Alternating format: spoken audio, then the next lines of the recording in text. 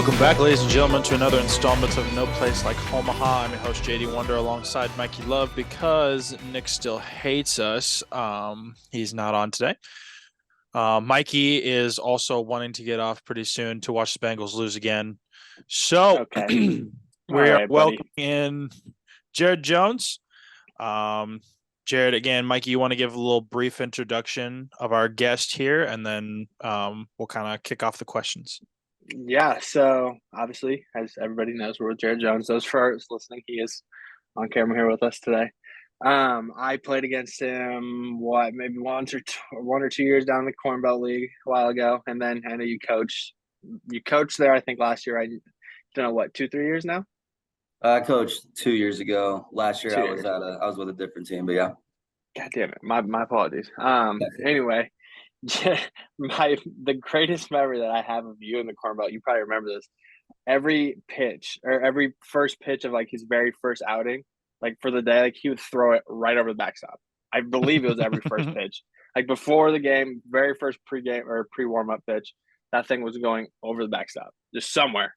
I thought. I mean, every time that I've saw you pitch, I swear to God, that's what you did. And the dude could huck and cover some ground out in the outfield. So that was pretty cool. But you're currently a coach at Highland Community College in Kansas, right? It's Highland Community College. Imagine if I got that wrong. That'd be kind of fucking crazy. Pretty wild. But yeah, is there anything else you want to add before I jump into this crazy off-topic question for you? Not a whole lot, I guess. Maybe just to add on into the craziness aspect of me. Like, it wasn't just a warm-up pitch. It was the first pitch of the game. Oh, that's right. It First was legit. pitch. Yeah, okay. So that's where I was iffy, but I was like, I knew he did it, but was it the pregame pitch or was it the very first like official pitch? And now you say that. Yeah. And just like not to, like pat myself on the back or anything, but every time I did it 21 times in my career, not just summer ball. And I was 16-5 whenever I did that. Right. The crazy thing, Jay, is he do this the very next pitch right down the middle. Like as fast as he could throw it. I swear nobody ever swung at it. It's just there. Laser. Yeah, they're too busy laughing, is what it is. Well, I'll just get rolling into this. We always like to start, with a random question. So the one that we got for today is if you had to fight an MLB team from any year to save the planet, what team are you fighting from what year? I'm staying away from all of the 2005, 2006 teams and older. Those dudes were some badasses that I would not want to throw down against. Probably the Astros. There's a lot of hatred there. I think I'd have a lot of the world with me on that. So probably the Astros. Astros from a few years ago, or now, either way. Either way. Oh my God, love that. I'm with you, but you if you do it now, you have to fight Jordan, and I don't know if that's a man that you want to tank. I mean, you could just kick his knees out. This is true, but at the same time too, every team's got a couple men, That's like true. At least the Astros have Jose, so I'm like, okay, I got a height advantage on that, that's got to count for something. Like, got the reach. Oh my God, that's awesome. I love that. Jay picked that he'd fight the team that Mark McGuire was on. Wrong. So maybe I get roid rage and you just or Barry Bonds. You can fight Barry Bonds, yeah, right? Nah, I don't know about that one. Anyways, so God. moving right along, just kind of give. I know, we kind of talked a little bit about it, but you want to kind of give us just a brief introduction about yourself, like going through high school playing days, then into college playing days, then into coaching, like kind of what got you to this point in your baseball career, or even what got you into baseball too. True. Like, yes, yeah, for sure. Pretty typical. I mean, just like every other kid out there, was swinging a wiffle ball bat, ever since I could, hold one. T-ball, little league, the whole shebang. High school came, and it was what it was. But on the honesty side of it, my grades were so bad that in order for me to be able to get any scholarship money for college, I knew I was going to have to play baseball, because I wasn't big or physical enough to do football, wasn't coordinated enough for basketball, and at the time I wasn't good at golf, so I was like kind of out on a lot of these things. Like esports still wasn't a thing, so I was just like, man, like I just losing out. So anyways, so that's kind of where like the drive came from to be good, is just so I could help afford college. Just because I didn't want to be in, that much in debt, like we see a lot of, Americans these days. So first year went to Independence Community College. You guys probably seen them from Last Chance U. I was there right before they cut the program, just so they could film all that. So I wasn't there for the actual film. But my lone claim to that was I held the door open for Jason Brown when he was touring the calf. So that was fun. He was a dick, but it is what it is. Being a little freshman, I was like, yeah, it's just another coach. And then, here we are, knowing who everybody in the United States knows who he is now. So anyway, so go to Pratt Community College right after that. Played 1 year there. And then went to Central Christian. And then that's when COVID hit my senior year. And then one of those summers I had gone up to Omaha, kind of like Mikey said. And I don't know, Mikey, if you remember Sean at all, if you were there for that year. Yeah. Sean was a badass from New York who, he taught me how to hit again and like be successful more than what I already was. And it just kind of rejuvenated my hitting and pitching career. So, he was the hitting coach at Dakota Wesleyan. Well, whenever COVID hit, Central didn't have a master program, so I couldn't go back even if I wanted to. And so he just sent me a text one day. It was like, hey, come get your master's and play your final year up here. And I was like, why not? Let's do it. So, why not? Just dropped everything. I say dropped everything. We played in the Cornbelt that year. That was a fun summer. There was a lot of good talent that year in the league. And then went up to Dakota Wesleyan, got my master's, played final year, and then started applying for jobs, everywhere. And Highland was not only the best fit, it was quite frankly, it was the only fit. So that's how I ended up here. What did you end up getting your master's in? Educational policy. So essentially, instead of teaching K through 12, I can just be like an athletic director or an administrator of some sort if I wanted to. Gotcha. So then what kind of, I guess, like, so if you get your master's in that, right, what kind of takes you into this whole coaching realm rather than going after like an AD position or like being an admin for a school district and coaching there? Yeah, so I knew pretty early on I wanted to coach. After my freshman year, during the summer, I coached one of our like red dirt Oklahoma high school teams, and it was a blast. And I was just like, man, like I just kind of feel like this is what I need to do. And I kind of it was always just one of those things. There was never really another option. It was always coaching. It was always, I have to be involved with the game somehow. And, a bunch of my teammates throughout the years said, like, dude, you're going to be a good coach someday. Like, make sure you stick with this, stuff like that. And so like, it's just always kind of been there. So. Gotcha. So then what kind of took you from, I guess, the high school route and just directly into like the college route? So honestly, it was kind of one of those things. I was told that if you get into the college world first, it's a lot easier to get out and get a high school job after, instead of vice versa, getting a high school job and then going to college. So that was kind of just in the back of my mind whenever I was applying and stuff. So then is your dream to like be the head college guy, or is your dream to be a head high school guy? As of right now, still college. All of the coaches I talked to throughout their careers, there's a lot of them that will, say, yeah, I wanted to be a Division I head coach, and eventually I just kind of either one gave up or two tried it and just didn't like it, and so they end up back at the high school level. Anyways, it's one of the hardest things too on your families, because you never know like if you're gonna get canned or not. So high school, I think, you know, for the most part, is supposed to be more solidified because you're a teacher or like, for that as well. So Right.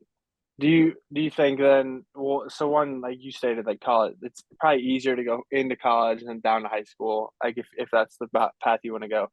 But with college, like specifically right now, since I mean I think we're generally close in age. I think you're maybe 2 years older than me.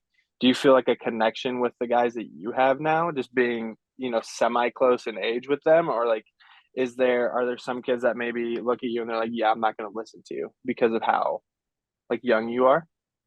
yeah, the I think the best part about that is I'm in a spot where they don't know any different.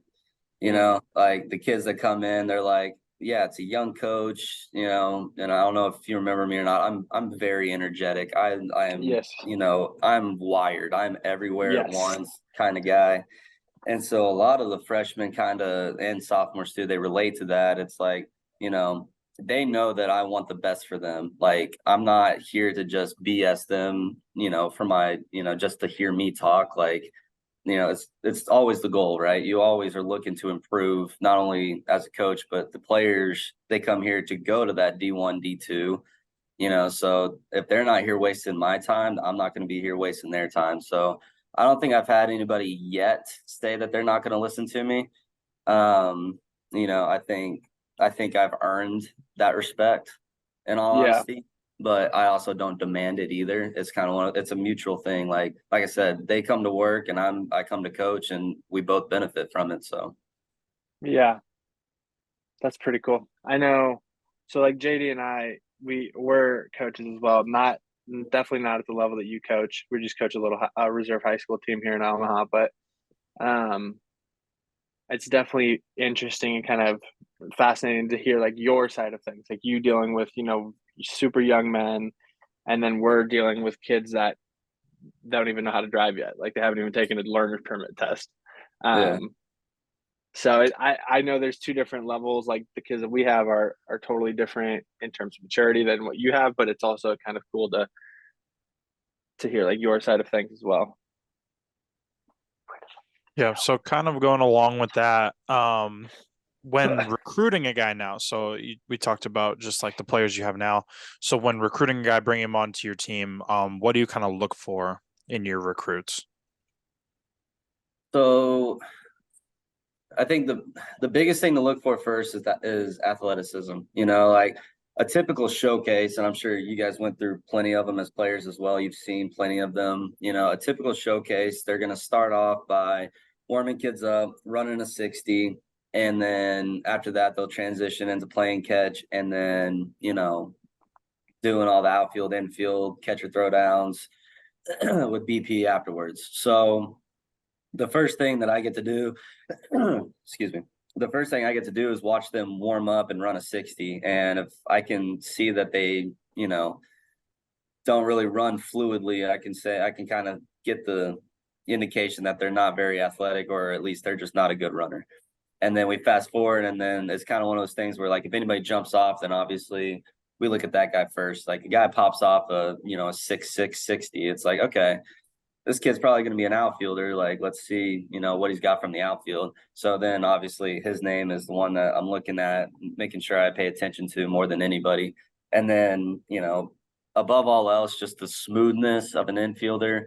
The arm strength is always a plus to me, but I think if you're smooth as an infielder, it makes everything 10 times easier.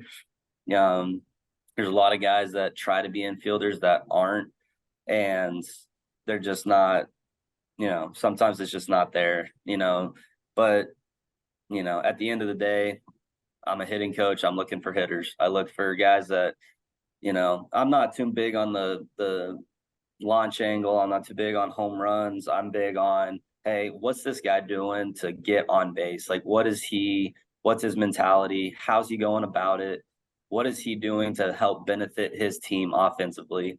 And I take a lot of things into consideration when watching a hitter perform. So, and that goes with games as well. Like if I see a guy go 0 for 3 with 2 ground outs and a fly out, but each one of those was with 2 strikes and a guy on third base to score, and they win, 3-2 or 3-0, whatever it might be. To me, it's like that kid just did everything he could to get a dub. Like he wasn't swinging for the fences, and if he did, then and he just still hit a ground ball to second, then so be it. Like it's kind of worked for him, but that's what I look for, man. Athletes that can hit, and then everything else is kind of a bonus. So, but building off of that athleticism, one from you probably playing, multiple sports growing up, to now being a coach, do you kind of, I don't want to say prioritize kids, but do you kind of look for kids that maybe are multi-sport athletes, both from like maybe you don't have to use as much of a scholarship on this kid because he's, proficient in another sport, or do you guys kind of shy away from the dual athlete kind of people? So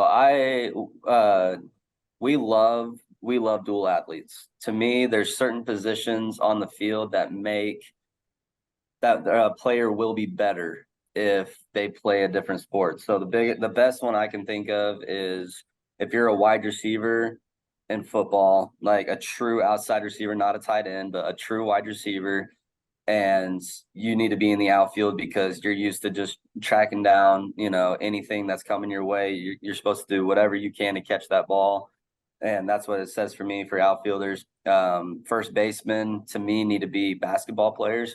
Not so much for, like, I get the height kind of like transitions into that, but more than anything, the footwork. You have a big center, let's say he's like 6'3", you want him at first base. He knows how to maneuver in the paint and drive to the bucket, like from the outside as well. So it's like, to me, that footwork, it just makes him better at first base, because if you have a feeling of where the bag is, if you have a feeling of where you're at all times, then that to me just makes you a way better athlete there. So definitely look for multi-sport athletes. The weirdest one I've seen so far, we had a kid that played tennis through high school, but as you can imagine, his hand-eye coordination is pretty off the charts. So yeah.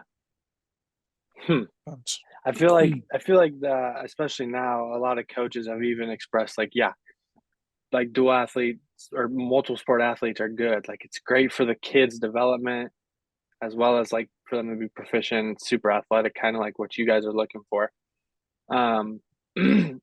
Just kind of then building off of like recruiting. This was gonna be a two-parter, but I forgot the freaking other part of it. Love that for you. Yeah, I freaking hate that for me.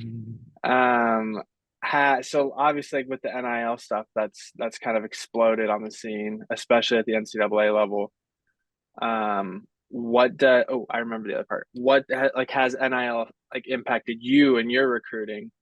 And what does that look like, as well as like what does recruiting look like, especially at the JUCO level? Maybe for those like that don't understand or don't know.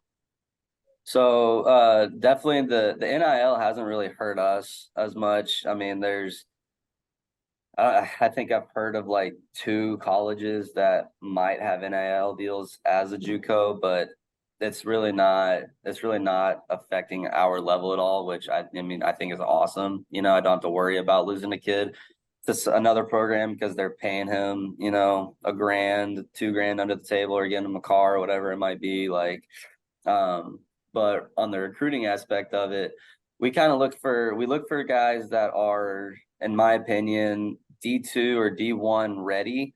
They just either don't have the grades, or they just need to add strength. They need to play baseball more. A lot of times, and that's probably the downside of getting dual sport athletes.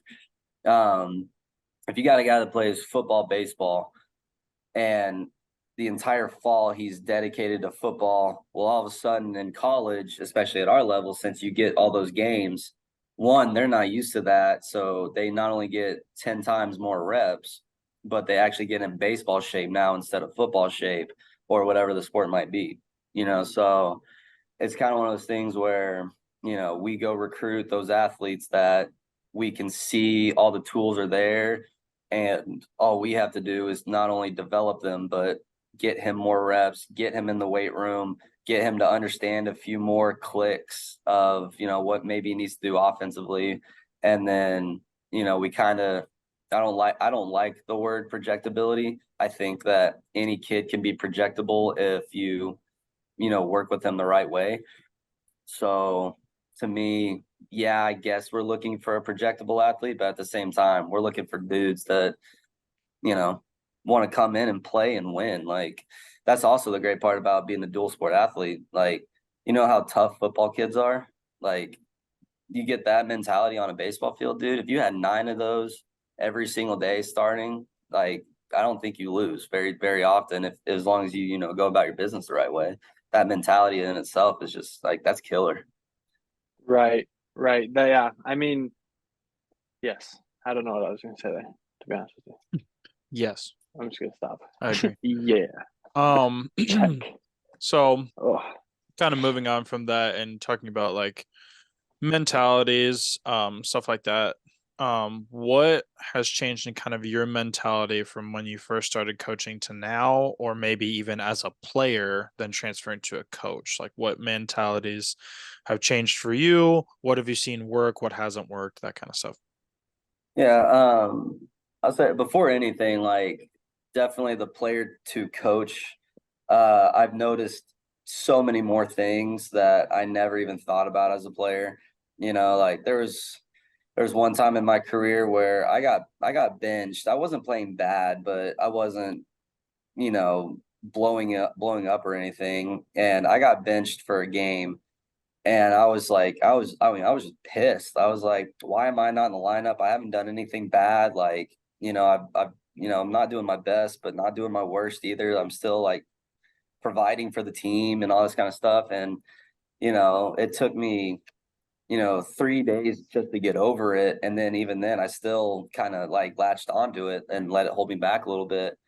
And I saw that coach 2 years later, and I was able to, I was, I looked at him, I was like, hey, why'd you bench me? Like, it's been bugging me. I've never figured it out why. Like, why'd you bench me? And he listed off 4 things in a row of what they saw, what they liked. And I'm just like, oh, well, when you put it that way, it actually kind of, I mean, that makes sense. So, my bad. So, it's just like, definitely like seeing stuff that that some players don't ever see. Another great example, and this one's actually kind of funny. So we all love our parents. Nothing bad to say about our parents typically. My mom, bless her heart. So I'm coaching third base. We're down at UCO, and this is this fall actually. We're playing. Who are we playing? Dodge. We're playing Dodge City down at UCO, and I have a catcher on third base with 1 out. The infield is in, but the catcher is being kind of lazy, so we're getting a little bit more antsy with our guy on third base. Well, since it's on turf, I told the guy on third, I was like, hey, you're getting pretty far out there. If there is like any shot at third base, you've got to go. Like, anywhere else, we can kind of tone it back a little bit and might be all right, but you got to go. High chopper goes to third base, and like, he does it perfectly. He takes off, and the third baseman just makes smooth transition, pops it out right to the catcher's chest. He tags our guy, he's out. And I'm just like, it is what it is. Like, it happened, it's over, whatever. My mom after the game was like, hey, why the hell did you just send him on that play? I'm like, well, okay, mom, let me think. Or talk to me. Why do you think I sent him? And she's like, I just thought you were being dumb. I don't even know. And so I'm just like, well, mom, this is what was going on in my head. I have a fast kid at the plate. So regardless, he's going to put pressure on the entire defense just by putting the ball in play.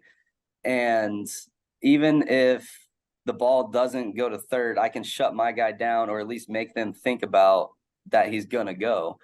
Well, the problem is the ball went to third base. And so in that, I have another kid that not only is fast, but if he can reach first, I can just steal him anyways. We're on second. We're still in scoring position, and a hit still scores us a run anyways. So I'm listing off all these things and, just boom, boom, boom, boom. And she's like, oh, well, when you put it like that, I'm just like, it's funny how that just goes, freaking around circles. So definitely just noticing things more like that. And whenever I'm able to explain it to the players and break it down, it's kind of funny because I remember when I was a player, if nobody broke it down for me, I would just be like, I would either just agree or disagree. And it'd be like one reason for each side. It wouldn't be broken down. And now that I'm a coach, I respect a lot more decisions that were made just because of how they thought, how they went about it and stuff like that. So going off of that, then, just like, so as I know, me as a player, I'm assuming JD as a player and you as a player as well. Like, we've obviously been in situations where we're like, okay, why did the coach do that? Or like, why did they make the decision that they made?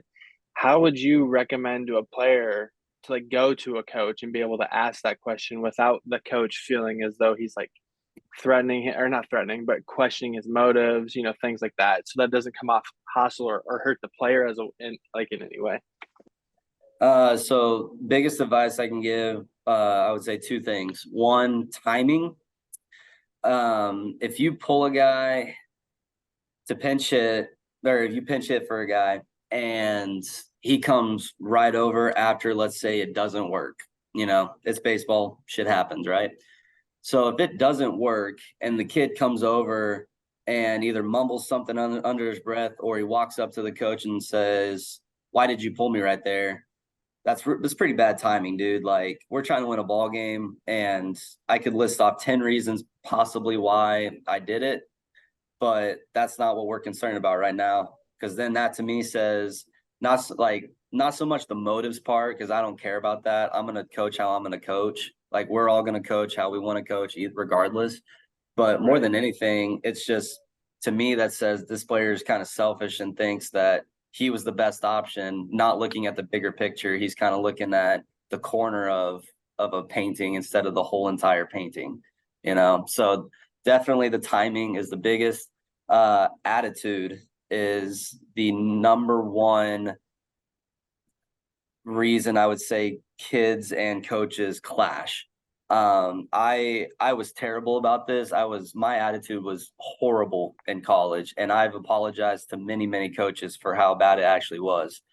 And, it's one of those things where if you have a good attitude on a day-to-day basis and you go about things the right way and you have good timing with it, there's no excuse for a coach to go off on a player for just having a question, because the kid's curious. Like, I mean, we were as players too. Like, to me, anybody that, is able to explain it to them, they're doing that the right way to me.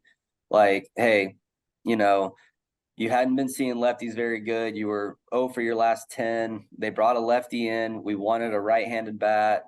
We needed somebody who could possibly lay down a bunt. We needed somebody who was a little bit faster. So we said so-and-so was a better option because of these reasons. And then if he got on first, we were going to run for him anyways, or, whatever it is. So, and then the kid kind of gets his eyes opened a little bit, and that's when you start to see the mind kind of click, and then you see the baseball knowledge actually start to increase, because then it's not like they get down on themselves. It's just like, hey, I was like, or at least a good player anyway. A good player would be like, you're right, I was struggling, even if I felt good, like that, I was not the best option for the team. And so when players start to understand that we're not doing this because of them, we're doing it because we're trying to win, then that's kind of when everybody gets on the same page and stuff. So I would say timing and attitude. That's the short answer, but that's the reasoning behind it. Yeah, that makes perfect sense. I know, like, even like I won't speak for Jay, but like there were times when things like coaches would make decisions, involving me, and then in that moment you're like, okay, like I want to know now. I want to, like, this is stupid. Like, it doesn't make sense for them to not hurt me, but impact me in this way. And then you just never know. You're like, okay, do I do this now? Do I ask now? Do I ask later? But basically, you just gotta essentially read a room. Basically, is what you have Yeah. to do. Yeah, and Gotcha. that kind of goes to probably what I would say would be the third thing, but you can't teach it, and that's Yeah. just like you said, it's having feel, man. Like especially with the kids that we deal with, some of them have feel, some of them don't, and Yeah. you can't teach it. They either have or they don't, or they learn it or they don't. And that's probably Mm-hmm. one of the most frustrating things as a coach is a kid that does not have feel and is either A, not learning it, or B, is just taking too long to process all of it and just have that feel. So yeah, just wanted to add that in. Yeah. Appreciate that. I know hopefully some of the listeners that we have will be able to kind of take that and, now be able to have an open dialogue with their coaches about why, maybe why they're doing things without, the coach feeling questioned or anything like that. So thank you.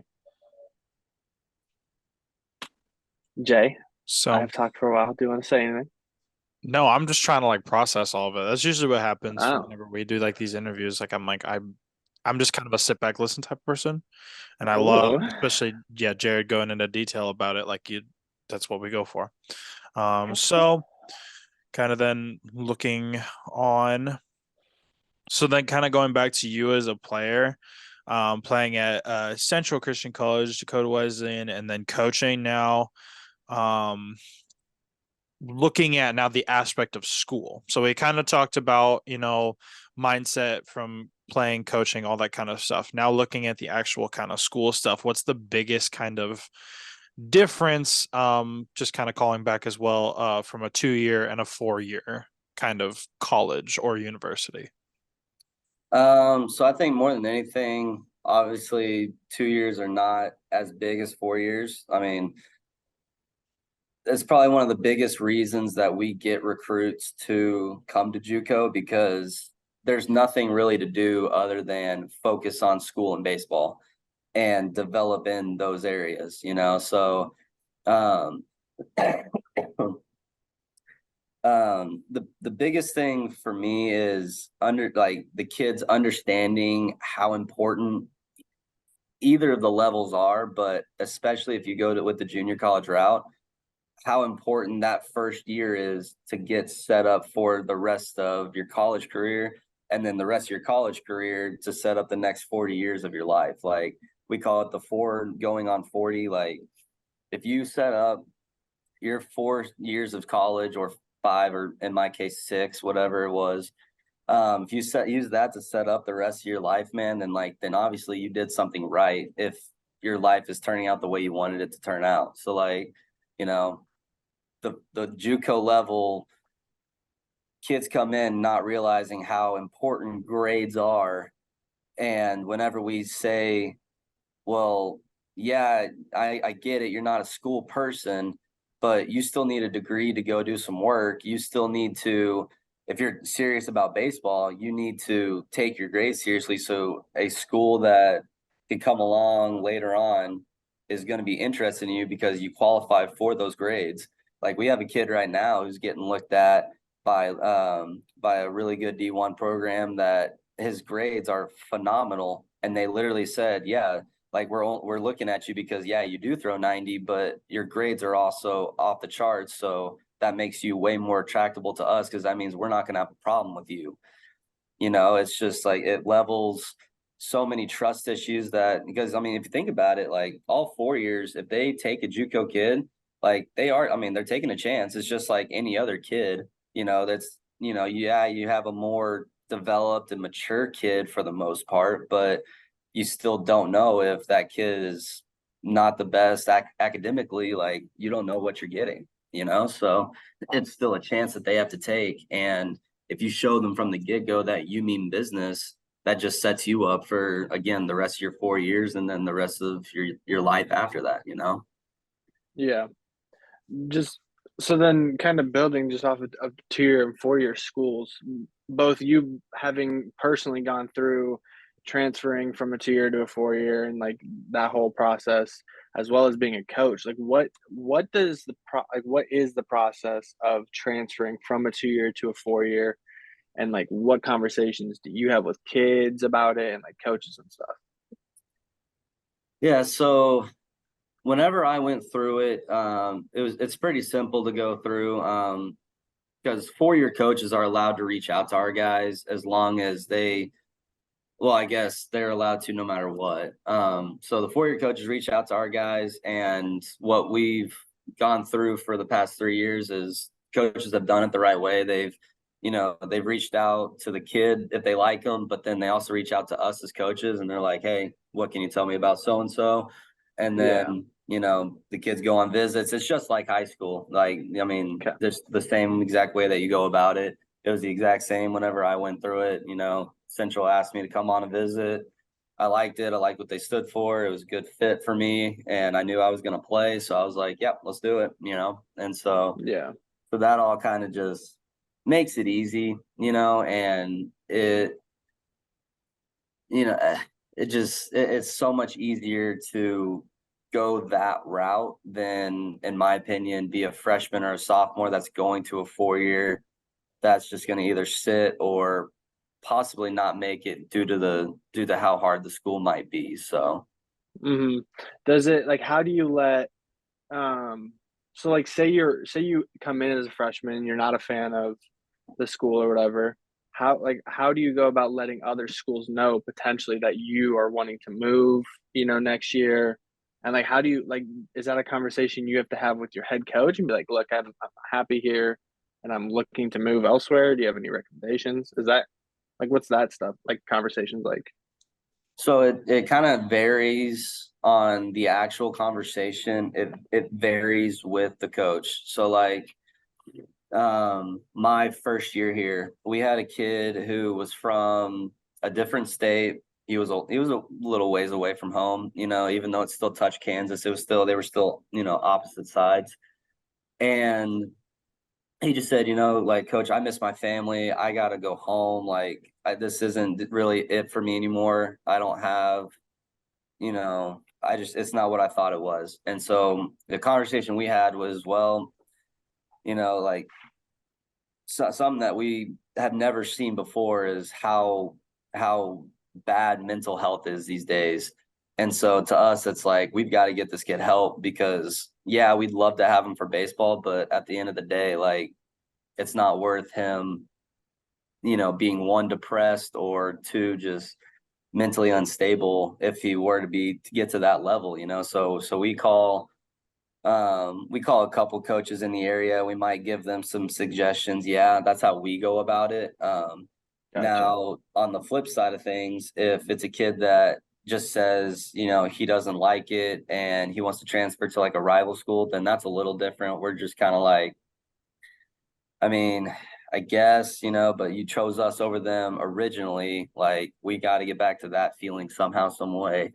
The process itself, though, is if they are on a letter of intent, if they are on baseball money, they have to get a release from the head coach and from the school in order to talk to other schools and other programs. If they are not on baseball money, if they're just on academic or on nothing, they're allowed to essentially go wherever they want. Okay. So then who do they have to talk? Obviously, they talk to the head coach for the release. Who do they talk to for the release from the school? Or does, like, the head coach talk to it's kind of a tag team kind of deal. Like, the coach would get like, trying to think of what all he would have to do. He'd have to get a couple papers to get signed, one by the athletic director and then one by probably school admissions or a counselor of some sorts. Gotcha. And then the player would also have to make sure that his or her credits are going to transfer, or stuff like that. So not so much to do on the player's part, but enough to keep them kind of distracted with that. So speaking, then real quick, I'll ask this that Jay, and then you can ask what you would like. But like, with the credit part, what if, like, so say in like you as a player, you're going to transfer from Highland to like Michigan, right? You really want to go to Michigan, but say your credits they don't carry over. What then has to happen? Do you pick a new school then? Do you just take classes to get back up to it, or?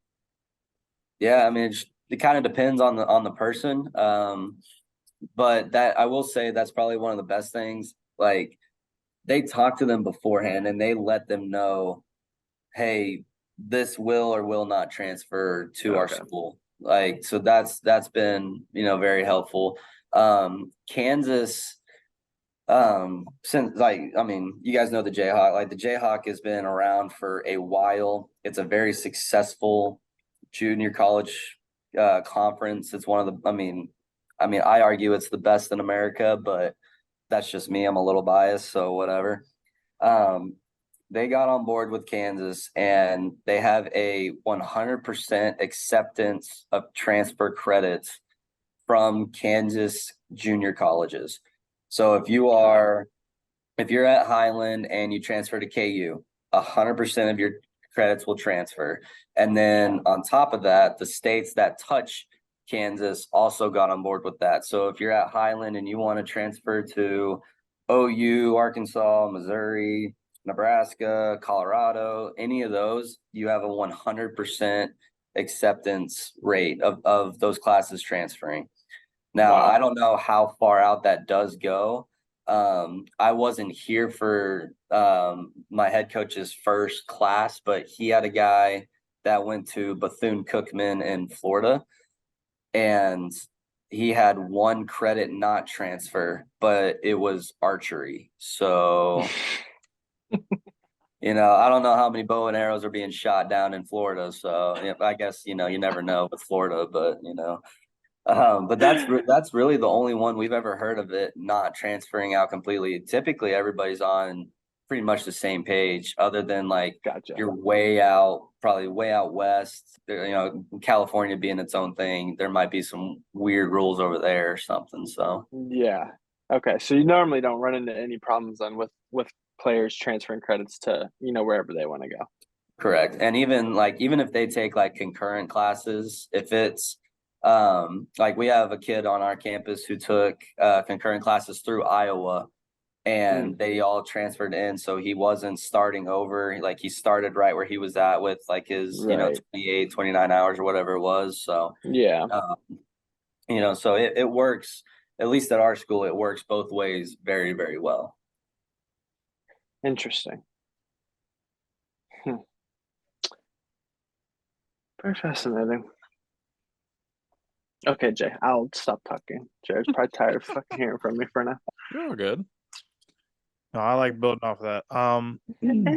So then kind of talk about transferring as well. You kind of touched on it earlier. Having your COVID year going to Dakota Wesleyan. So first of all, I would like to talk more about that because I think COVID was the weirdest time for everybody, especially those like in high school or college. Just kind of going through the eligibility, the season getting canceled, all that kind of stuff. So kind of if you could just like kind of touch on what happened like specifically to you during COVID and how that kind of led to, I mean, you talked about it briefly, getting a text and being like, let's hit it at Dakota Wesley and get your last season in. But yeah, just kind of give a little bit more information on that. So my story of it was at what it'd probably be one of the most simplest versions of those type of stories. We senior year at Central, we were off to a way better start, but then we lost 8 straight in conference, and or 6 straight. Sorry, we weren't playing 4 games; we were playing 3. We went on a little skid, and there was a lot of tension. Like, something was not adding up. Like, we were getting pissed at each other for no reason. Like, all these some of the losses were just boiling.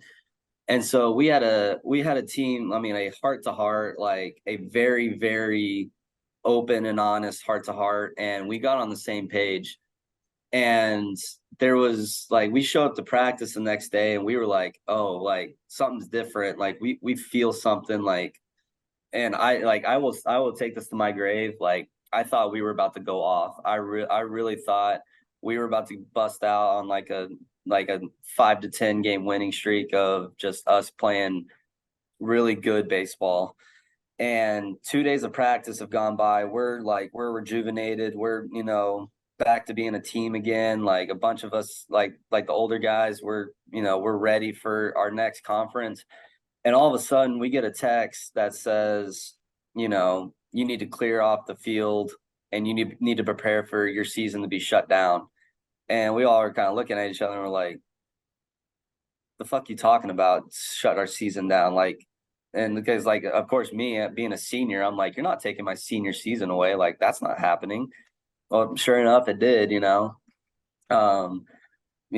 only takes 48 hours and we're told to go home. That season's canceled, finish all of your classes online and then we'll figure it out from there and that type of thing. And, like me and the other seniors, I mean, obviously we were devastated. Like, at the time I was hitting like over 400. Like it was just one of those things where I did not feel like I was done because of how good I was doing at the time. Pitching wise, I was throwing harder than I ever had. And so it just weighed on me and I was so pissed off. So a bunch of us, we were crying, like, sharing those emotional moments, like, like we just had our season taken away. And, you share that with those guys and you always remember that that's something that you'll always, share together. And that's kind of a bad way to share it, but like, it is what it is, So anyways, all that to say, that was late February, early March. We get shut down, we go home. And then after that, that's when it turned really simple. The next 2 months of school, we graduate, or like I graduated. So I finished all my classes. I'm graduated, and there's nothing that is I'm no longer tied to Central Christian Community College, or not community college, sorry, Christian of Kansas. And so with that, the summer comes around, and that was one of those summers I was going to help Coach Hobbs and the Filth Ballers in Omaha. And, we figured out that the league is still going on. I'm really excited. It's like, good. I get to get out of my house. I get to get out of Oklahoma again. Like, get to go back up to Omaha. I'm really excited. And like 2 weeks before I leave, Sean texts me and I'm talking to him about like what would be an option, like what's a possibility. And he was like, well, does Central have a master's program? And I said no. And he's like, did you graduate? And I said yeah. And he's like, you're gonna come play at Dakota Wesleyan for me and get your master's. And I was like, I don't know what that means, but okay, I'm there, whatever. So so it was that. It was pretty much it was that simple. He was obviously, like I said, we were neck and neck, we were tight. And he tells his head coach is like, yeah, get him here, like, let's do it. I sign up and I start taking classes. Like the June 15th was like my first class, and I coached, and then I started playing again because I was going to play, so I couldn't just go into this the fall cold, not playing any games or anything. So I started playing again and coaching, and then, yeah, it was that smooth, showed up to South Dakota right before school started and was able to play that last year. So like I said, mine was very, very simple, like compared to what other people had to go through. I don't know how I would have handled it if I was somebody else that went through it the way that they might have gone through it. Freaking COVID, dude. Ruined everything. That was the worst year. Stupid. Okay. Well, Mikey, did you have anything else to ask?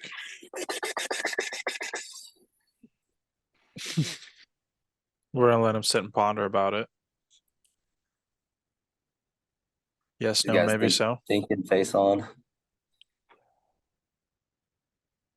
I don't know what type of face that is, but yeah. I don't know. Is your fantasy team? My God, is your fantasy team doing well this year? So I fall under the category of scoring the most points, other than the one team that's scoring the most points. And get this, points allowed. Okay, or I'm sorry. Let's backtrack. Points forced. I'm second in the league. First place is 813. This is obviously before Thursday night. He's at 813. I'm at 807. So putting up good numbers, whatever. points allowed or points scored against, whatever you want to call it, I am at 950. And the next closest person is in the like 790 range. Oh my God. Yeah. You just had career weeks against you. Oh yeah, and it doesn't matter who it is. So like last week playing, I'm playing last place in the league. I'm like, I just got traded for Kamara. I put him in my flex. I had like I was missing Keenan Allen on a bye. That did suck. But I still had Devontae playing, still had all my other dudes were playing. And he had just, for whatever reason, I forgot who was quarterback. Josh Allen, premier quarterback in the league. He scores 50-something points. That takes up that much. He had Kenneth Walker put up like 28. Christian Kirk put up 27. He had another receiver put up like 35. And I'm just like, you've got to be shitting me. Like, and my guys didn't play bad, but I did have to, like I said, I had to replace Keenan Allen, and anytime you replace a guy like that with somebody else, it's like, unless you have another dude, it's not going to go well. So, Chris Godwin was on a bye, so I couldn't play him. Like, and maybe that's my fault. I don't know. That's my fault. Freaking fantasy, dude. It's like a roller coaster. That's what I'm saying. Like, I'm still a little high on it too, though, because I just won baseball. Put together a really good fantasy baseball season. So I'm very competitive with fantasy. Like, I take it very seriously. Like, I don't even have a favorite NFL team because of how much I like fantasy. It's so much fun. Yeah. So much fun, but it makes you want to punch a hole in a wall. Oh, all the time. That's the truth. That's the truth. God. All right. Well, thank you for stopping by. Yeah. Again, do you have any closing remarks that you would like to maybe potentially sell Highland to anybody thinking about going the JUCO route? JUCO route in general, like I said, you set up for way less cost. You set up 2 of your years of college to get better. In my opinion, it's the best route to go because it's not as strict on the grades, but you still get the grades you need to get shipped off to your 4-year school. Excuse me. But it's really a time for you to be able to focus on not only the school, but focus on your craft. You get stronger, and it really is. It's a very much summer ball-ish type of feel. Like, you guys know, going to summer ball, you bond with guys for 2 months, and then, some of them you never talk to or speak to or see again. But then some of them are like your best friends. You're like, yeah, dude, like, I still talk to this guy, all the time. Like, he's my bud, my bro, whatever. JUCO is the exact same way. It's just 2 years instead of 2 months, so the amount of bonding that takes place over the fact that we're all just here to get someplace better, it really does bring a group together. At least here at Highland, it does. But I feel like that's how it is anywhere. Like, there's a level of expectation by everybody to perform and give their best just so they can, push the guy that's next to them, get them to the next landing spot. And so I think that's why JUCO is probably the best route to go. And, I will probably say that for, 9 out of 10 kids. Like, I think that's probably the best route. As far as closing remarks, if there's any kids that are listening, my best advice to you would be stop relying or comparing yourself to MLB players when you're still in the minors. A lot of kids these days, they want the instant success. They want to click a button and be successful.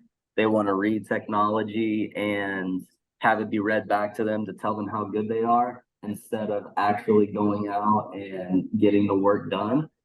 My favorite saying is, for every home run you see an MLB player hit, there's 4 to 5 singles, 2 to 3 doubles, maybe a triple if you're the right guy, but at least 4 strikeouts or 5 to 6 outs. So they want the home run without putting in the effort for the singles. That's a very simple way to put it. And I know that's a generational thing, but kids these days, like I said, if you can learn to take everything and accept it instead of just wanting the success in baseball, you're not going to be happy. You know, baseball is a failing sport, and if you try to treat success like it's failure, then you're not gonna do very good. So those would be my remarks or advice for anyone out there. Perfectly said, I'd say. Yes. Anyways, so again, thank you once again, Jared, for stopping by. We have, if you're already here on YouTube, subscribe, leave comments on what you kind of want to see going forward on the podcast. We are on Twitter and TikTok at homahapod. Again, yeah, Jared will put that out there. So if you want to like retweet it, do all that kind of stuff, that'll be out on those platforms. But again, thank you so much for stopping by, giving us some knowledge, and all that kind of stuff. Welcome back anytime. Absolutely. I appreciate it, fellas. Sure. Thank you.